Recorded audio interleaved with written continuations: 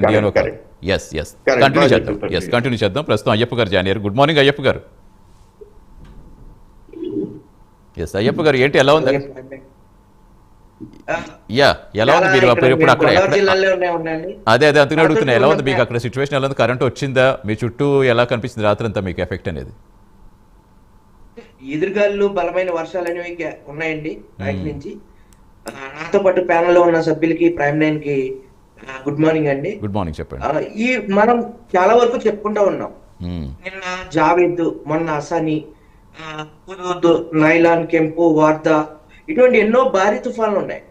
అసలు మన తీర రేఖ ఎంబడి మనం మంగురుస్ అడవులు, మడ అడవుల్ని, దుర్భేద్యమైనటువంటి మడ అడవుల్ని నాటడంలో విఫలమవుతున్నాడు.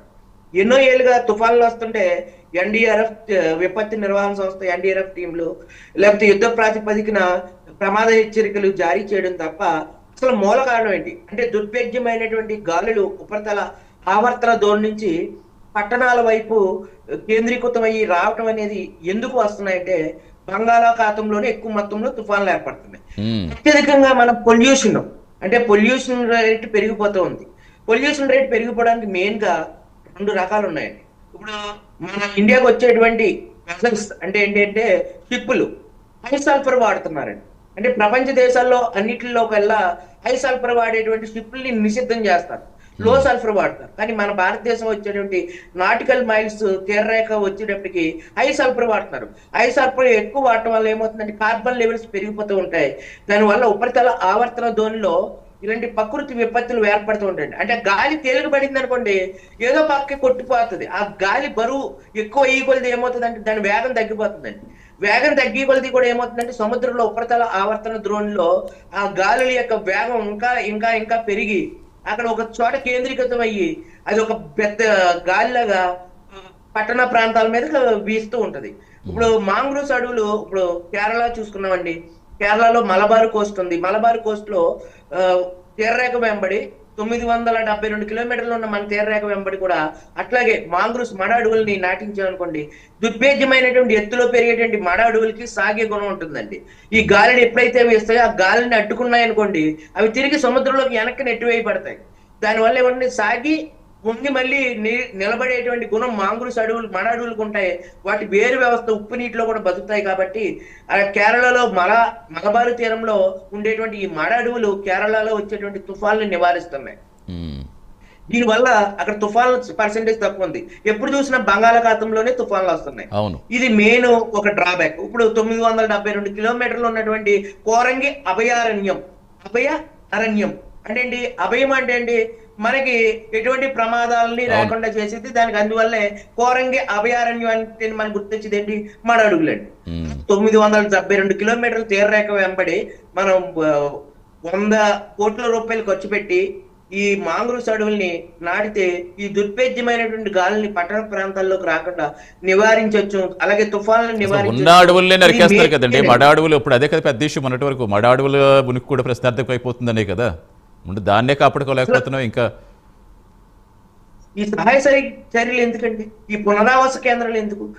సుదీర్ఘకాలంగా ఎన్ని తుఫాన్లకి ఇప్పుడు వర్షం వచ్చినప్పుడల్లా గొడిగేసుకెళ్ళినట్టు ఏమవుతుందంటే హసనీ తుఫాను, జావేద్, హుద్హుద్, కెంపు, లైలాన్, వార్తా, ఇటువంటి ఎన్నో తుఫాన్లు వస్తూ ఉన్నాయి. ప్రమాద హెచ్చరికలు జారీ చేస్తున్నారు పోలీస్ సిబ్బంది.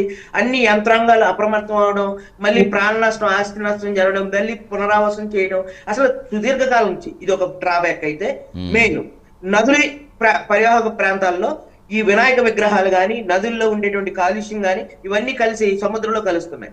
సముద్రం యొక్క నీటి కాలుష్యం పెరిగిపోయే కొద్ది ఏమవుతుందంటే అక్కడ ఆక్సిజన్ లెవెల్స్ తగ్గిపోయి పిహెచ్ విలువ పెరిగిపోయి కార్బన్ లెవెల్స్ పెరిగిపోవటం వల్ల ఉపరితల ఆవర్తన ద్రోణి నుంచి గాలులు, బలమైన ప్రచండ గాలులు సముద్ర తీరం వెంబడి వీస్తూ ఉంటాయండి. ఎందుకంటే ఆక్సిజన్ ఉంటే ఆ గాలిని తేలికపరుస్తాయండి. ఆక్సిజన్ తేలికపరచకపోతే ఏమవుతాయి? కార్బన్ ఎక్కువైపోతే ఏమవుతుందండి? మనం వాడేటువంటి వినాయక విగ్రహాల్లో లెడ్, క్రోమియం, ఫాస్ఫరస్, ఆల్ట్రాబాస్ కలర్స్ అన్ని కూడా వేస్తున్నాం. ఇవన్నీ ఎక్కడికి కలుస్తున్నాయి? చెట్టు చివరి ప్రాంతం ఏంటి? అసలు మట్టితో విగ్రహాలు చేయమని చెప్పాలి. ప్రభుత్వం ఎందుకు ఇనిషియేటివ్ తీసుకోదు? అలాగే ప్లాస్టిక్ అండి, నాళాల్లోనూ వీటిలోనూ ప్లాస్టిక్ వ్యర్థాలు విపరీతంగా ఉన్నాయి. అంటే భూమి మీద ఉండేటువంటి ఒక ట్రోపో లేయర్ అంతా కూడా ఈ ప్లాస్టిక్ వ్యర్థాలతో నిండిపోవటం వల్ల భూమికి నీటిని ఇంకిపోయేటువంటి గుణం కూడా ఉండదు. అంటే పై లేయర్ అంతా కూడా ఒక ఏమవుతుందంటే ఈ ప్లాస్టిక్ వ్యర్థాలతో నిండిపోయింది అనుకోండి, భూమి కిందకి నీరు ఎలా వెళ్తుందండి? అంటే ఏంటి, ఎక్కడ చూసిన విచ్చలవిడిగా షాంప్ ప్యాకెట్లు, తిని బండరాలు కానీ మొత్తం అన్ని కూడా ప్లాస్టిక్ వస్తువులే. విచ్చలవిడిగా చాక్లెట్ చొక్కలు కూడా అన్ని కూడా ఏమవుతుందంటే భూమి మీద ఒక లేయర్ అంతా కూడా ఆక్యుపై చేసేయడం వల్ల భూమికి నీరు తీసుకునేటువంటి క్యాపబిలిటీ పోవటం వల్ల ఈ భూమి నీరు ఇంకిపోకపోవడం వల్ల ఎక్కడ నీరు అక్కడే ఉండిపోయి పట్టణ ప్రాంతాల్లోనూ ఇళ్లలోకి ఇలాగ వెళ్ళిపోతున్నాయి. అలాగే నాళాల్లోకి, అలాగే చిన్న చిన్న పంట కాలువలు, చెరువులు, ఎక్కడ చూసినా విచ్చలవిడిగా ప్లాస్టిక్ అండి. ఈ ప్లాస్టిక్ నిరోధించకపోతే అంతరించిపోయే దేశాల్లో భారతదేశం ఫస్ట్ ఉంటుందని చెప్పి ఎప్పుడో చెప్తున్నాం. నెక్స్ట్ గ్లోబల్ వార్మింగ్ అండి. గ్లోబల్ వార్మింగ్ అని చెప్తూ ఉన్నారు.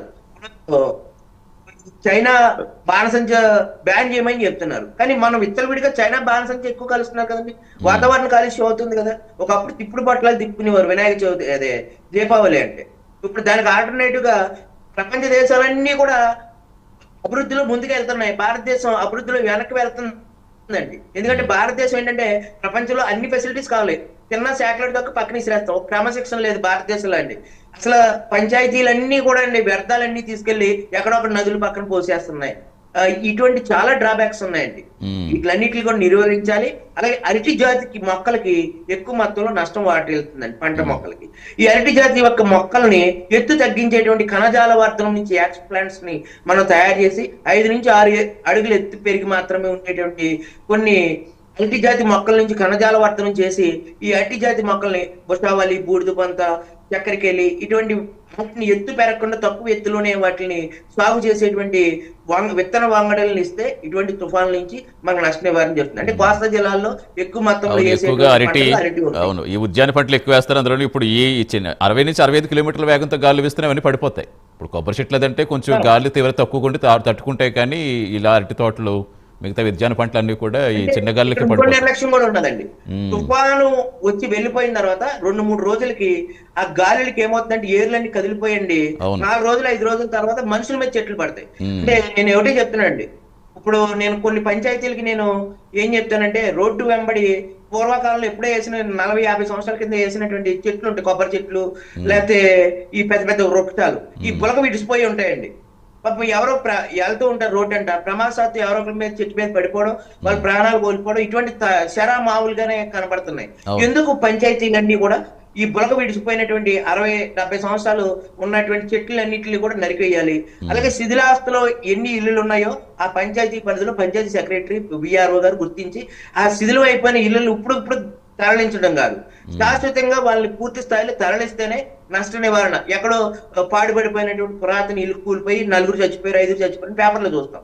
మరి ఆ గ్రామంలో అధికారులు ఉన్నారు కదండి, విఆర్ఓలు ఉన్నారు, పంచాయతీ సెక్రటరీలు ఉన్నారు. ఇటువంటి సమస్యలు వచ్చినప్పుడు కాకుండా అన్ని సార్లు కూడా అంటే అక్కడ మళ్ళీ చాలా ఇష్యూస్ పైకి వచ్చేస్తున్నాయి కదా, మా ఇల్లు కూల్ చేస్తారా అని, మాకు రక్షణ లేకుండా చేస్తారని. అక్కడ వాళ్ళకి అవగాహన కల్పించడం పెద్ద ఎత్తు అయిపోతుంది. వాళ్ళు కోల్చమని చెప్పట్లేదండి, అదే కోల్చడం కాదు, అందులో ఉంటే ప్రమాదం అని చెప్పే విధంగా అవగాహన కల్పించడం. ఎవరైతే నిరుపేదలు ఉన్నారో వాళ్ళకి అట్లీస్ట్ ప్రభుత్వ స్థలాలు బోల్డని ఉన్నాయండి, అట్లీస్ట్ ఒక రేకుల షెడ్ వేయించడమో. కానీ ఇష్యూస్ వచ్చిన వాళ్ళ ప్రాణాలు కూడా ముఖ్యం కదండి, ప్రాణాలు కోల్పోతారు కదండి. అవును, అదే అటువంటి పాడుపడిపోయిన ఇళ్లలో అండి నేను చెప్పింది అన్ని ఇల్లులు కాదండి, అవును, పాడుపడిపోయిన ఇల్లులు, గోడలు బేటలు తీసేసిన ఇల్లులు, ఇటువంటి ఇల్లులు ప్రమాదకరం కాబట్టి వాటిని నోటీసులు ఇస్తూ ఉంటారు కానీ తర్వాత యాక్షన్స్ కనిపించవు. అక్కడ మరి ఏం జరుగుతుంది అనేది అదే మీరు చెప్పినట్టుగా గ్రౌండ్ రియాలిటీలో క్షేత్రస్థలం వేరే జరుగుతుంది కదండి. కంటిన్యూ చేద్దాం. ప్రస్తుతం ఏంటి మీకు అక్కడ పవర్ అది ఉందా, ఎలా కనిపిస్తుంది? వర్షం వస్తుందా, ఎలా ఉంది బయట గ్రౌండ్ లో మీకు? అక్కడ పవర్ వచ్చిందా? పవర్ లేదు, చాలా ట్రైన్స్ అనేవి క్యాన్సిల్ చేశారు. ప్రభుత్వం కూడా, ముఖ్యమంత్రి గారు ఇట్లా ప్రభుత్వ యంత్రాంగం అంతా కూడా చాలా శ్రమ పడ్డది, పునరావాస కేంద్రాలు కల్పించారు, ప్రజలను అప్రమత్తం చేశారు. ఇదంతా ఒక ఎత్తు అయితే మాడ అడుగులు నాటించాలి, పొల్యూషన్ తగ్గించాలి. మాట్లాడుతూ అంటే గాలి తీరు తగ్గిందండి, గాలి ఏమన్నా కంటిన్యూ అవుతున్నాయి ఇప్పుడు అక్కడ? గాలి తీరు తగ్గిందా? అవుతున్నాయండి, అంటే 30-40 కిలోమీటర్ల వేగంతో భారీ గాలులు కానీ వర్షాలు భారీగా పడుతున్నాయండి. ఇంకా పడతాయంటారు, ఇంకా ఈ రోజంతా కూడా చాలా గట్టిగా ఉంటాయని చెప్తున్నారు. ఎస్ రామ్మోహన్ గారు, ఇప్పుడు మనం పునరావాస చర్యలు, రక్షణ చర్యలు ఇవన్నీ మాట్లాడుకున్నది నారాయణకు ఒకవైపు అయితే, అసలు ఈ మూలం పట్టుకోవటం మరోవైపు. సాయి ప్రసాద్ గారు, ఇప్పుడు అయ్యప్ప గారు చెప్పారు, ఇప్పుడు ఏపీకి నిజంగా ఇంత పెద్ద తీర ప్రాంతం ఉండటం ఒక విధంగా ప్లస్ అయితే,